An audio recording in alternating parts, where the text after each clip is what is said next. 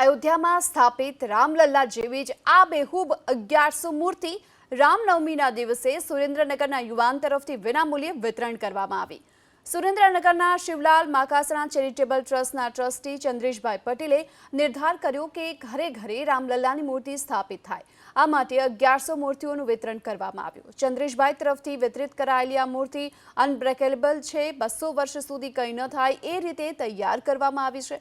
તો આ તરફ સુરેન્દ્રનગર જિલ્લાના તમામ મંદિરોમાં રામનવમી નિમિત્તે વિશેષ પૂજન અર્ચન પણ કરવામાં આવ્યું। એટલું જ નહીં, રામનવમી નિમિત્તે શોભાયાત્રાનું પણ આયોજન કરાયું।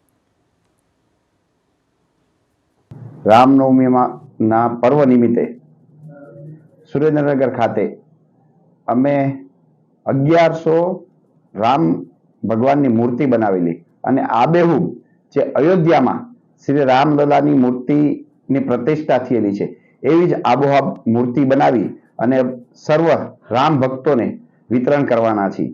અને જ્યારે આપણા દેશના યશસ્વી પ્રધાનમંત્રી નરેન્દ્રભાઈ મોદીનું એવું સપનું છે કે હર ઘર રામ જે પહોંચવા જોઈએ અને અયોધ્યામાં ભવ્ય રામ મંદિરની સ્થાપના થયેલી છે, ત્યારે આ અયોધ્યામાં જે રામ મંદિરની મૂર્તિ બનેલી છે એવી આબેહૂબ મૂર્તિ બનાવી અને અહીંયા 1100 રામ ભક્તોને વિતરણ કરવાનું છે। અને આ મૂર્તિની એક ખાસિયત છે કે અનબ્રેકેબલ મૂર્તિ છે। એ મૂર્તિને 200 વર્ષ સુધી કાંઈ જ ન થાય એ ટાઈપની આ મૂર્તિ બનાવેલી છે।